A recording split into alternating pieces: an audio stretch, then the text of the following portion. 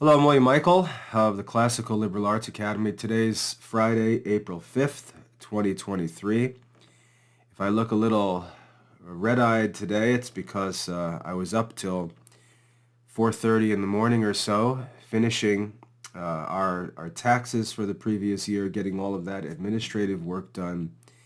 And I've also got a little bit of a cold or something, so bear with me here. I wanted to post a video today and talk a little bit because as you know, we've been in the midst of this accreditation process over the past year and a half, and we've been working through it, and I've been providing updates. You may know that we were approved after a candidacy review. We were given candidacy status by Cognia, and over the past 6 months or so, we've just been wrapping up the formal accreditation process, and I finally submitted everything and completed that process early, back in, I guess it was either March or even February. And at that point, we were told everything was completed.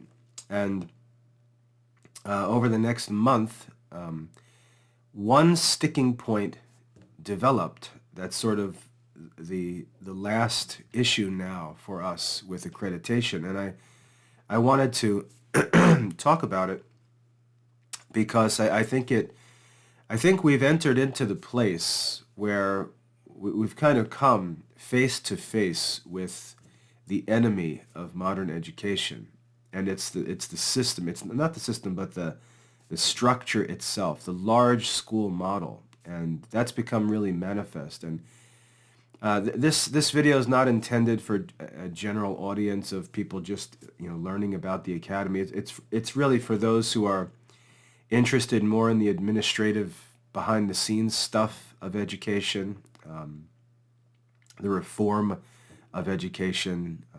It may affect school administration and things like that. But I'd like to talk about some of the behind the scenes issues that are being revealed at the present time, and what their significance is, and how I'm dealing with them. Back in 2008, I left a very large private school where I was basically in charge of the classics department, taught all the classics courses: Latin, Greek, history, literature, debate, philosophy, SAT prep. And I left because I wanted to restore classical Catholic education. And I was aware that wealthy kids could get a decent education. The kids that I was working with were all wealthy kids. They could get a decent education. Tuition costs $18,000, $20,000 a year for high school. And they've got what they need. But first of all, after they paid this tuition and received this education, I was called upon as a classicist to help them prepare for the SAT, because their elite private school education didn't address the skills that were really challenged by the SAT for college admission, selective college admission. So I always thought it was funny that when it's time for something practical in the kids' lives, something measurable, something that directly affects their future. The number of schools that I worked at 3 different schools over 10 years, they always looked to me to be the SAT guy, the classicist. And when I taught the SAT prep courses, I always told the kids, like, this is really just seeking to examine whether you have any knowledge of the classical liberal arts. It's just reasoning, grammar, some rhetoric, and so on, and then some basic mathematics, problem solving. But it's really very simple. It's just not included in the modern K-12 curriculum, because you're obsessed with math and science, and you don't actually study the kind of thinking and even the kind of math that the SAT assesses. And so I always thought it was strange that the classicist was called upon for the real-world preparation at the end of this expensive private school experience. So In 2008, I said, I don't like serving just the wealthy kids, first of all. Second of all, there's a lot of work that needs to be done in Catholic education, which I'm not doing. And thirdly, I want to make it affordable for everyone. I don't want it to be something that's just the privilege of wealthy kids, most of whom squander the opportunity anyway. So I had a number of different objectives when I started the CLA. I wanted to restore real classical Catholic education. I wanted to prepare kids for the best colleges and universities, if that was a part of their vocational planning. And I wanted to make it accessible to all students. I wanted to make it affordable.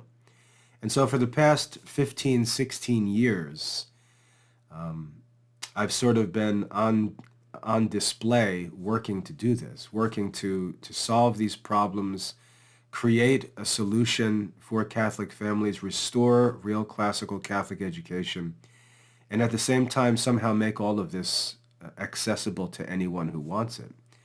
And that extends from preschool students all the way up through. Just yesterday, I received a message from a 78-year-old man who wants to study.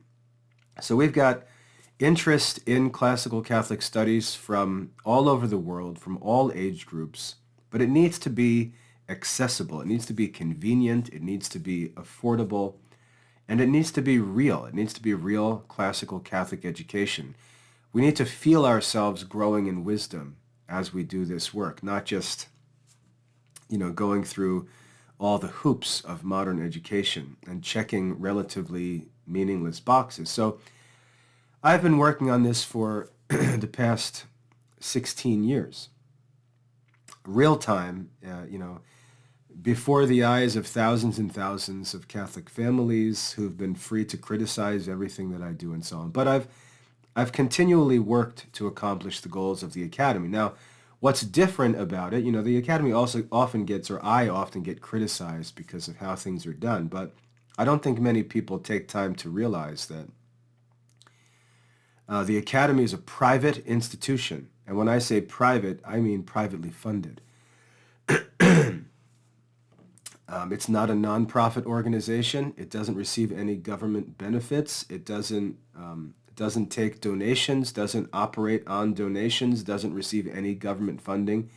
It's completely free. And I mean free in the sense that we're free to do what we judge to be best for classical Catholic education because there are no strings attached. There are no strings attached, sorry.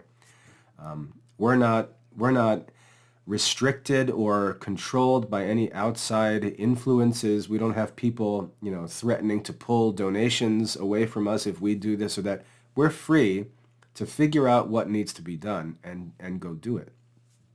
That's what I think is one of the most important elements of responsible schooling, is that it be free.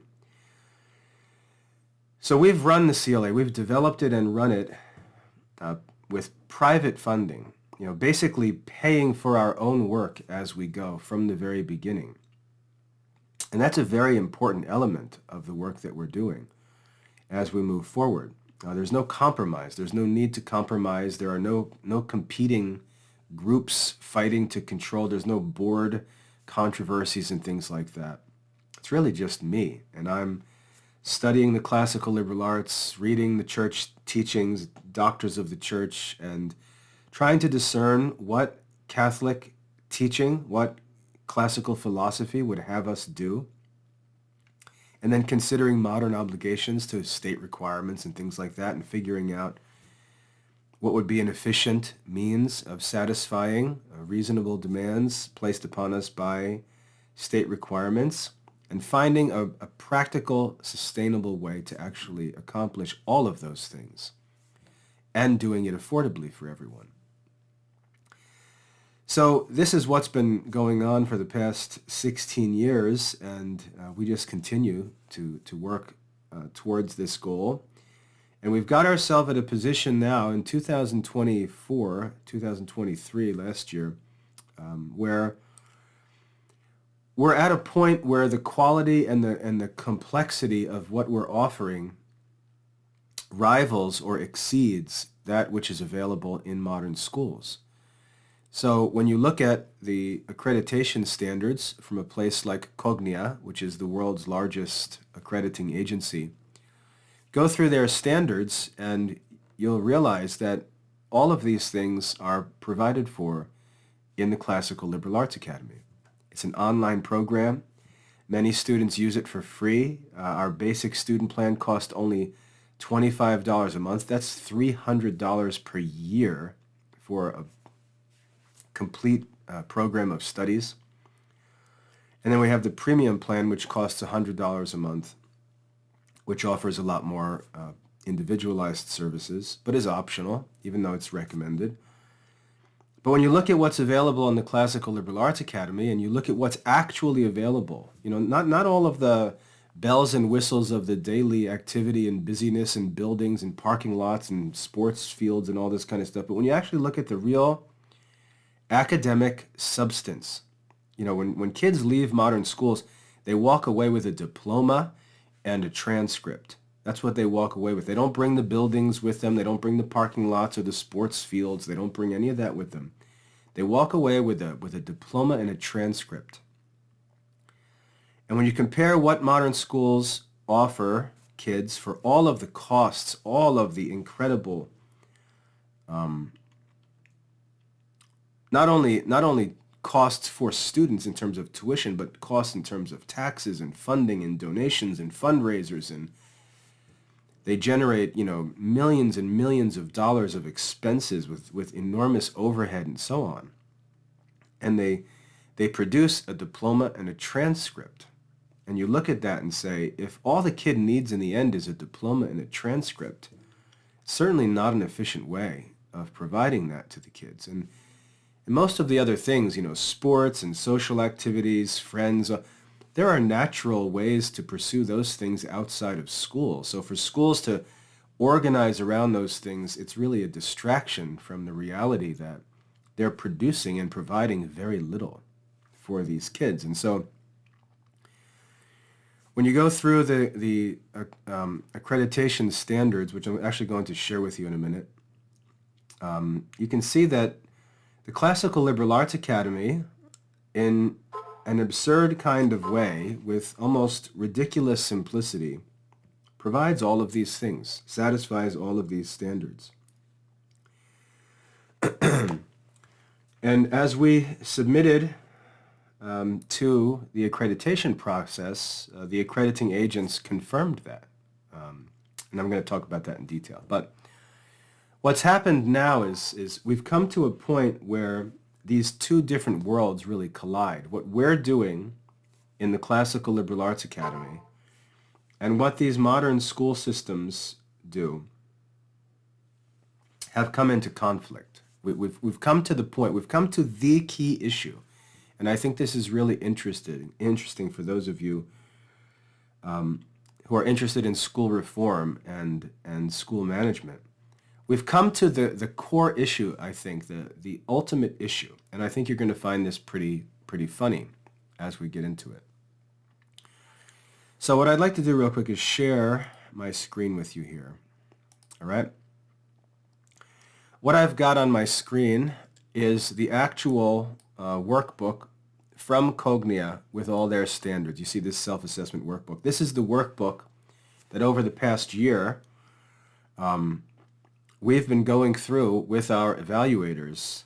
It's got all of their standards, all of their policies, all of their requirements. It's 180-page workbook, and you work through this through the accreditation policy. Now, it's important to note that we've already finished, before we even get this workbook, we've already finished the candidacy evaluation. So we've already been evaluated. We've already answered most of these questions. We've already had them meet with our parents and students. We've already met with them face-to-face and gone through things and have already been approved for candidacy. And the purpose of the candidacy process is for them to examine our institution and judge whether they believe that we have the capacity to satisfy the accreditation standards. And we completed that back last year and were approved and received as candidates. So we've already been through this to a degree, and this actual accreditation process is the next step. So now that you've been through the candidacy evaluation, you've already been approved as candidates, you've already been recognized as being capable of satisfying all the standards, you then enter into this second phase where you prepare your formal, or you prepare for your formal accreditation review. Now realize that while this is going on, there's all kinds of costs and expenses here. There's, first of all, to even get started, there was a membership fee, $1,200 right up front. Then there was the candidacy review, $1,000. Then there was the accreditation fee. Once you get past the candidacy stage, $4,000. Then there's another membership fee comes each year, another $1,200. So we've already spent $6,000 going through this. And I know some people might complain, why are you doing that? I'm doing this because we do have to do this. In order to get into these systems and show people what's actually going on, how these things work, we've got to get into these latter stages of these activities so that they can be understood accurately. And you can see what the issues really are, because I think this is the key to school reform, especially for Catholic or classical Catholic schools. So anyway, through the candidacy process, approved as candidates, now into the formal accreditation process. We've been working through this workbook for the past, 8-9 months, okay? But we can see that as we go through this, let me just find these standards here. Here we go, page 39, we come to the standards, all right? So as we go through these standards, you can see that these are pretty intense. Let's find out where they're listed here, okay? So these are the standards of accreditation. Standard characteristic 1, culture of learning. And we go through these standards and you read the standard, and they give more detail about these things. And then the institution evaluates where it is with respect to this standard. 1 means, we're really not doing well in this area. 4 means, we're really thriving in this area. And so you evaluate yourself and give yourself a score from 1 to 4. This is called the self-evaluation. So we went through these standards, and you've got to give evidence for all of these things. So not only do you evaluate yourself, but you've got to provide evidence that shows, and this evidence has been collected over the past 2 years. Parents have completed surveys. We've got all of the data from the study center, student results and outcomes, feedback from our support system. We've collected data over the past 2 years, tons and tons of evidence for these things. All of our live classes were reviewed and were evaluated based on standards for classroom teaching and things like that. So we've been collecting all of this evidence, preparing all of these standards, and completing this self-evaluation while collaborating with our evaluators, okay, the people who actually represent the accrediting agency. So we've gone through all these standards. We see culture of learning. Let's just walk through these. You see the different standards like leaders actively engage stakeholders to support the institution's priorities and guiding principles that promote learners' academic growth and well-being.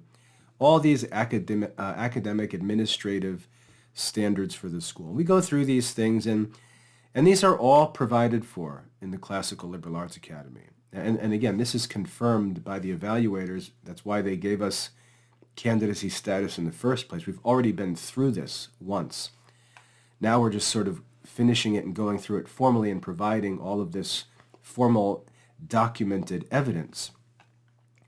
But you go through all these standards, and I just want you to see how many there are. So we're on standard 7 here, 8, 9, 10, 11, 12, 13, 14, 15, on and on it goes, into key characteristic 3, engagement of learning, standard 16, 17, 18, and they go on and on and on, all of these academic standards. And if you think, why are you doing this scrolling through? I'm doing it for a reason, so bear with me. All these academic standards, 26, 27, 28, 29, 30. That brings us to the end. So 30 different academic standards, and you can see that the stuff is pretty weighty. 30 different academic standards.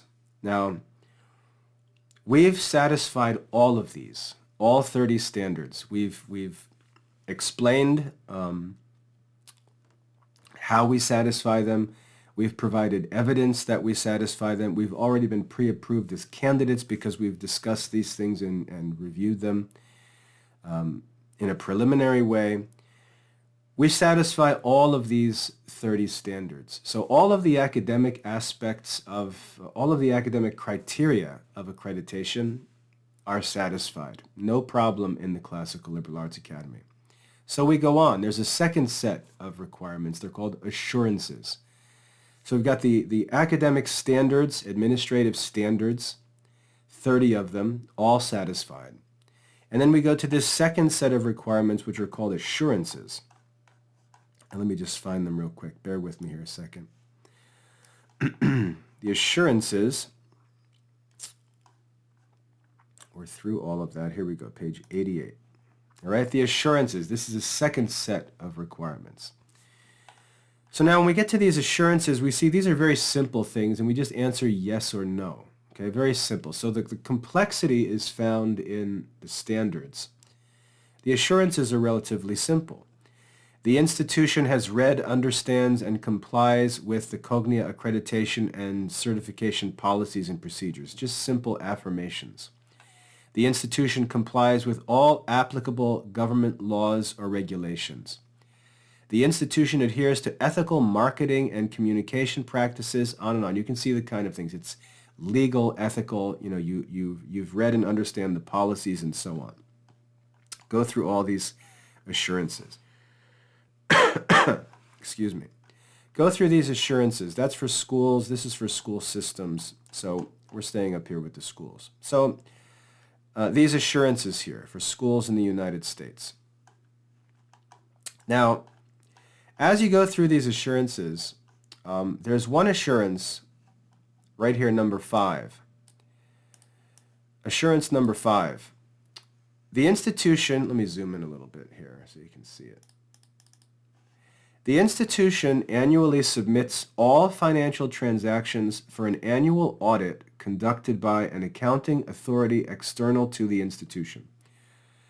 So we've got 30 standards, 30 academic and administrative standards, and we've got these assurances. Again, all of these are satisfied. Remember, all of these are yeses. The only objection that we had was to assurance number 5. The institution annually submits all financial transactions for annual audit conducted by an accounting authority external to the institution. For 2 years now, we've had that one assurance marked as no. We had it marked no during the candidacy process. We had it marked no last December when I submitted all of our evidence and things for the actual accreditation review. We've had assurance number 5 marked as a no because the Classical Liberal Arts Academy does not submit all financial transactions for an annual audit conducted by an accounting authority external to the institution. We don't do that. And if you want to know why we don't do that, it's because accountants don't do that. We've contacted a number of accountants to talk about this, and they look at our institution, which is basically a husband and a wife running a single-member LLC that's privately funded. It's not a nonprofit, no government funding involved, no board, no staff, hardly any budget at all. And these CPAs look at our program and they say, this sort of requirement is for like a university, for like a college or a large public school. It doesn't really even make sense for an institution of your size. Now, we've communicated that throughout the process. It's been marked no throughout the process. It was marked no during the candidacy process and so on. Again, these CPAs one of them told us, an audit like this would cost like $20,000. It wouldn't even make any sense for an institution your size. And usually they're necessary because we're dealing with nonprofit status, donations, government funds, board members, and all of these different corporate concerns, corporation concerns. They don't even apply to a single member for-profit LLC. That doesn't even make any sense. I could give you, I happen to have them right here. I could give you our, our tax return. This is what our company is. It's a simple, very, very simple, streamlined institution. And so you see that this is where the problem actually arises. All the academic standards are satisfied. All of the administrative standards are satisfied. All of the assurances are satisfied that relate to legal issues. Does the classical liberal arts, can we follow all applicable government laws and regulations? Yeah, everything's fine. Do we read through and comply with all the standards? Yeah, no problem. Do we practice ethical marketing and communication? Yeah, no problem. We've got a mailing list with like 5,500 families on it. Do we adhere to written policies that govern conduct? We have, help center information with Q&As on the website. Parents have access to all these things. There's no secret policies behind the scenes or anything. We implement management plans. Some of this stuff has to do with facilities which don't apply, but online environments, we have security agreements with outside firms that do all that for us. All that's provided for. Our website's very safe. Just think of how many problems you've seen on our website in 16 years. It's very safe, very secure.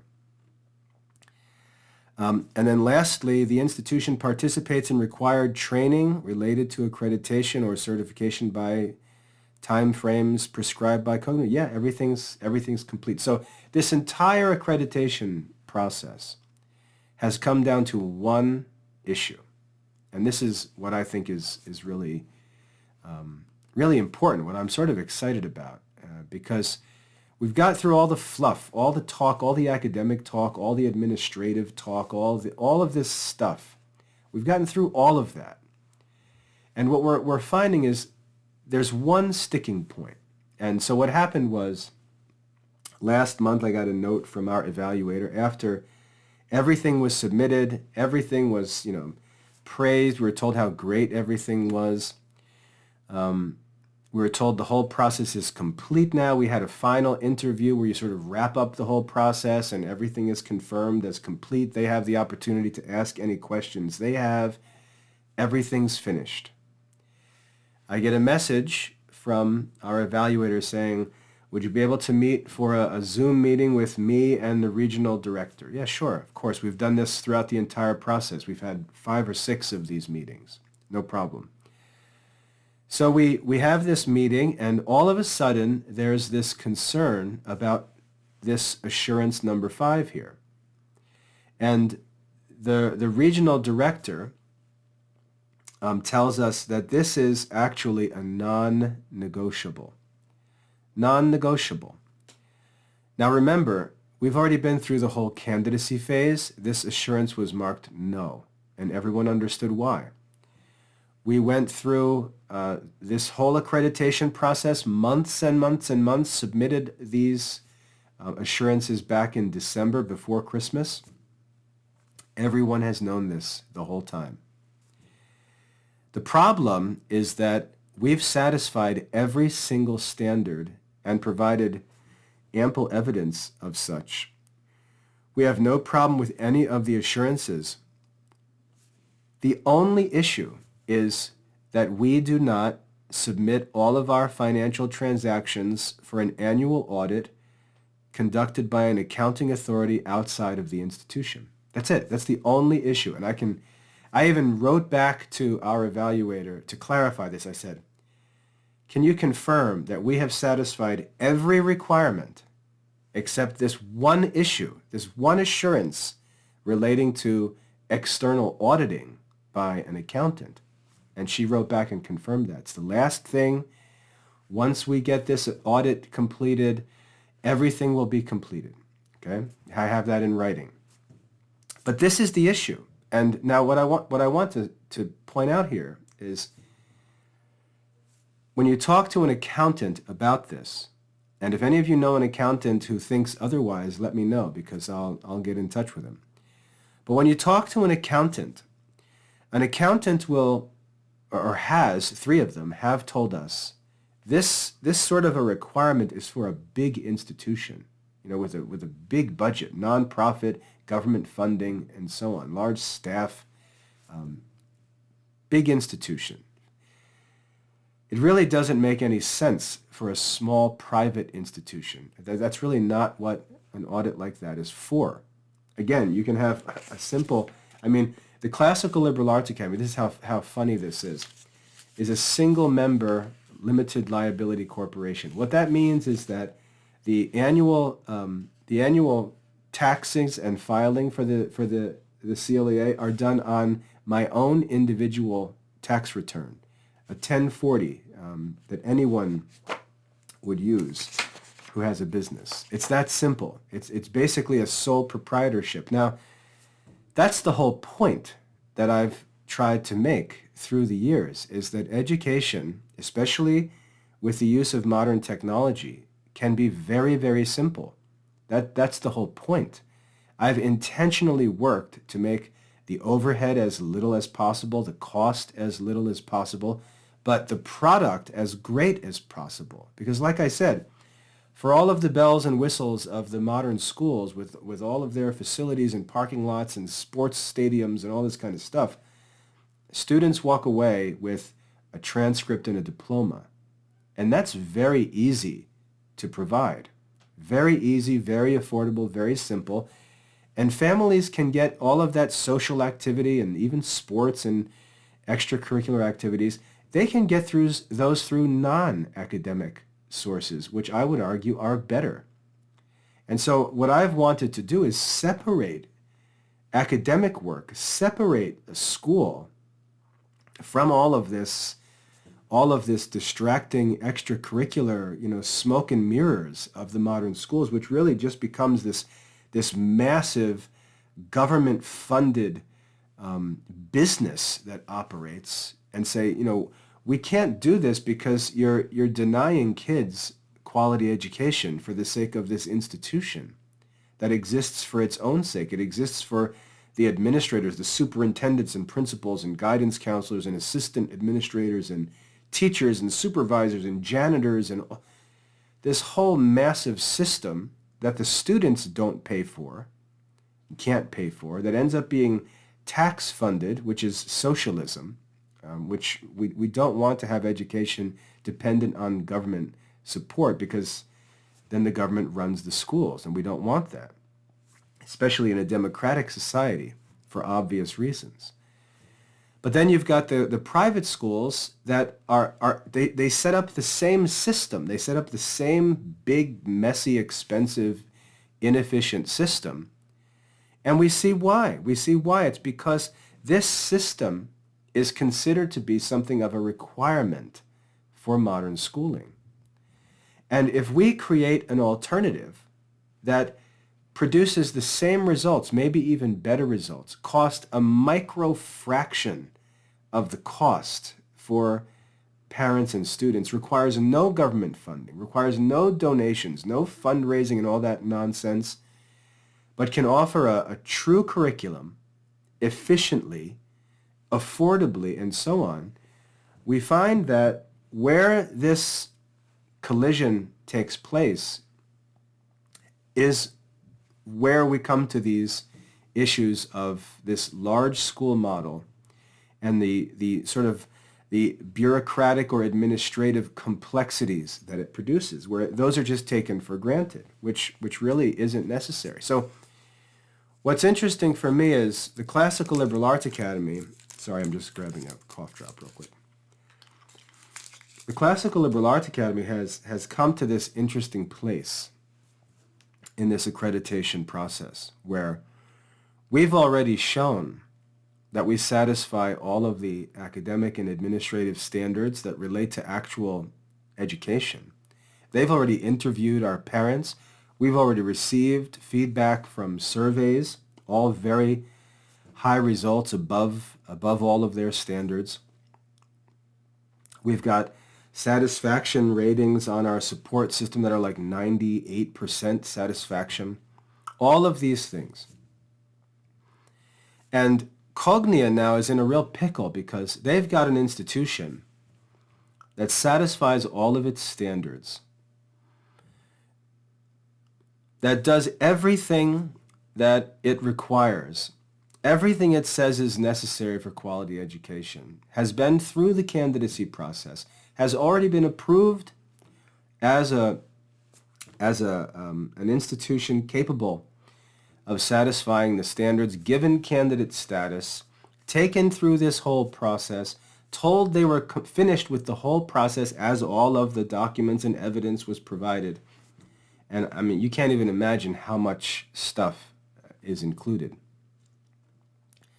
through the whole process, and now we're stuck where there is one limiting factor. And the limiting factor is that though we have accomplished all this, though the Classical Liberal Arts Academy does all this and demonstrates that it does all this, though the parents are satisfied, though the students are happy, though the results are impressive, all of these things, it's a small, efficient little institution that doesn't do things the big, expensive way.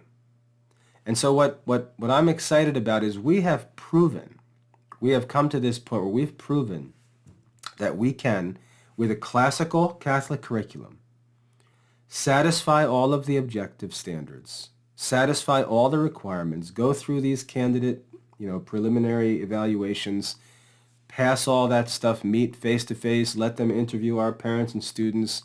All of that's wonderful.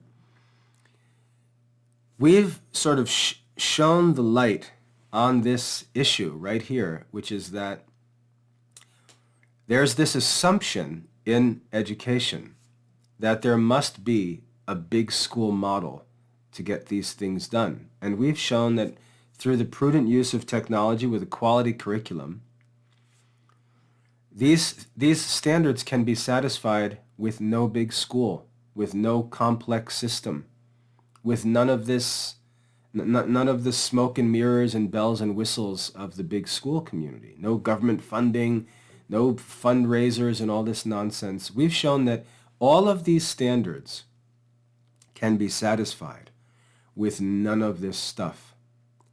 And so now they're sort of in a pickle because they've already approved us as candidates. We've already gone through this whole process. We've already paid all the fees. We've already done all the work, submitted all the evidence, had all the interviews, done everything that was required. And now they're in a position where they're going to say, possibly we're still talking back and forth. They're going to have to say, no, we will not accredit the Classical Liberal Arts Academy because it is not a big, complex, expensive institution. It doesn't use the big school model. And this is ultimately going to prove to be more important than all of the other stuff, all of the issues of student engagement and academic leadership. You can read the candidacy review that they wrote for us, and it's like this glowing report of how great everything is. What this process is, where we're at in this process is they have to decide if all that they're really doing, now that the Classical Liberal Arts Academy has thrown this monkey wrench into this accreditation system, they've got to decide whether they're really going to say that this accounting requirement, which the accountants don't agree is reasonable. The accountants don't agree. The CPAs, the experts, don't agree that this is reasonable. They're going to say that this accounting requirement is more important, is the essential issue in accreditation, and all of the rest is secondary. And quite frankly, I'm excited to see them say that. Because for me, when I started the accreditation process, I remember people wrote to me upset, you know, asking like, why would you even do this? Why would you even waste your time and money and all the effort? Why would you even pursue this? The Classical Liberal Arts Academy doesn't need accreditation. I even wrote the articles proving that. I was the one who contacted the colleges and the admission departments and got them all on record writing and saying that accreditation is not necessary for college admission. I was the one who wrote those articles. So people ask, what the heck? Why are you going through the accreditation process? This is why I went through the accreditation process. This is why. Because if there is an issue, if there is a real issue, I wanted to see what that issue would be. And you know what that issue would be? Big school model. It's got to do with accounting methods for large institutions that are not necessary to satisfy these standards, which I think are pretty good standards. As I went through the standards, I found a lot of it to be pretty impressive. Some of the standards, I realized that they're very helpful in thinking of how we can move forward in some areas of academy work. Good standards, but they are ultimately going to pin this accreditation on whether or not you embrace the big school model. And I will argue that this is what is ultimately going to bring about the ruin of modern schools, certainly modern private schools, as we already see, as we see Catholic schools can't figure out how to serve the Catholic population or stay open. But it's going to increasingly give a socialist government more and more opportunity to take over education and make it entirely socialistic. And so what we've done here is, I'm pretty happy to see that we've isolated the big school model issue as the ultimate issue. The ultimate issue. You can do all of those things, all of those other standards, they're not essential to accreditation, because if you don't follow the big school model, if you don't run a big expensive institution where you're willing to pay $20,000 a year for an accounting audit, you might not get accreditation. And I hope that they're willing to admit that. Now, I'm confident and optimistic that they're going to see that this is unreasonable, and they're going to give us special consideration. I mean, that's what I'm hoping for. And I'm optimistic because my relationship with these evaluators and representatives of COGNI has been nothing but friendly and positive. But this requirement that all of a sudden this is a non-negotiable, that was never communicated through the entire candidacy process or accreditation process. Never, ever was presented as a non-negotiable. If it was, I might have chosen to just shut the whole thing down last year before we even became candidates. It was never said to be non-negotiable. But what I think is, we might be the only institution that they've had satisfy all the standards and then check no for that box, because we've developed a system that isn't a big, expensive, inefficient modern school system. And it doesn't fit into their standards. So the best possible outcome of this is that we actually help them to reform their requirements. And I have to be fair with one issue, and it's that they are working to develop a new set of requirements and standards for digital learning institutions, which is really what we are. The bizarre thing is that before they've even done that, we've, as a digital learning institution, we've satisfied their traditional standards for big schools, which is hard to even comprehend. They're already working on a digital learning accreditation, and we're sort of ahead of that. But I don't think they've expected someone like us to be able to satisfy the standards as we have.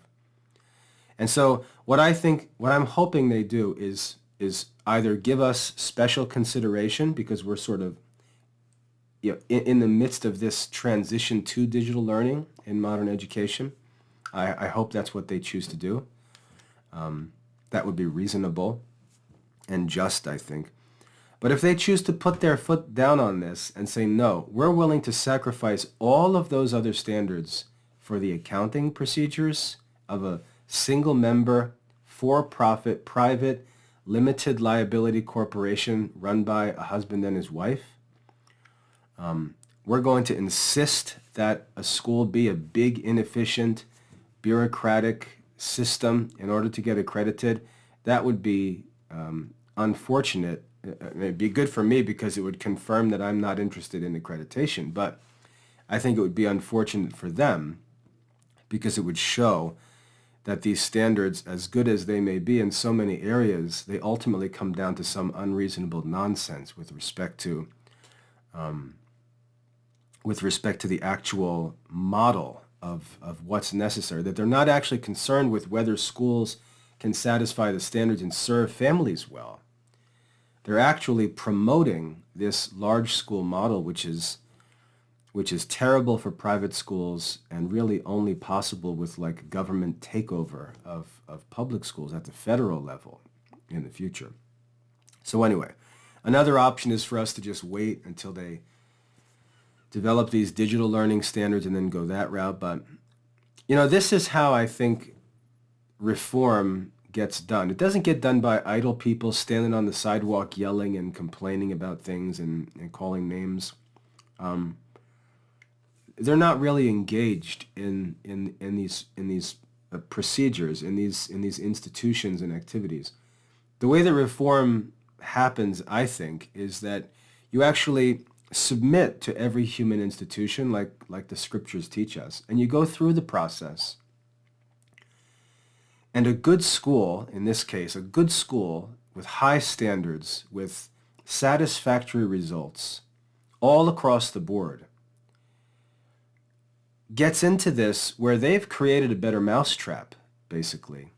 And they highlight this problem that accreditation is hanging on an obsolete, unnecessary model of education that just assumes that there's this big, expensive financial operation in the works. Hopefully, we'll see that an institution like Cognia will take a program like ours and say, look, this model is no longer necessary to achieve these standards. We need to make this assurance optional, maybe for a certain size institution or for a nonprofit institution or for a government-funded institution. That would be reasonable because you're dealing with government funding, you're dealing with donations and things like that, other people's money. In the Classical Liberal Arts Academy, we're not doing that, and so it's not reasonable. So hopefully our situation can help to reform these standards. I think that Cognia is reasonable. I'm optimistic. And I've got them in a difficult situation because they know that they've been telling us everything is awesome the whole time. And now this is like an embarrassing end results that really shows this to be quite mercenary and not really concerned about education. So I don't think they're going to dig in on this issue, but they might. Now, if they chose to dig in and just say, nope, non-negotiable, that's it, well, then that would be it. And I would withdraw from this pursuit of accreditation. But I would know, and I'd be able to demonstrate exactly why, and I'll provide a nice article that provides the communication over the past several years and highlights the ridiculousness of this. But anyway, I'm hoping for the best. We're still going back and forth, so I don't want to act like there's any decision that's already been made. We're talking to CPAs who are giving us feedback. We're relaying that feedback to the evaluators who are passing it on to their supervisors. And I know that the Classical Liberal Arts Academy is just a unicorn. We've seen the same problem with with our state when it comes to things like issuing diplomas. The state doesn't know what to say to an institution like ours because it seems that what the academy is accomplishing is impossible given its arrangement and size and cost and so on. And so I think that we're just a unique institution that creates some of these problems, but we're always willing to work through them and show ourselves of goodwill. So we'll see. But I wanted to give an update. But I think it's an interesting situation that's developed, and it's going to ultimately reveal what the nature of this accreditation process is, how serious accreditation really is, or really does it just come down to this kind of nonsense? Because if that's so, then we can once and for all close the door on accreditation and move forward. So I'll keep you posted when I hear back. I put a message in today to let them know that we just keep getting this negative response from accountants telling us that this doesn't make any sense. So we'll see what they say, and I'll let you know once I hear. So anyway, I hope that's helpful. God bless.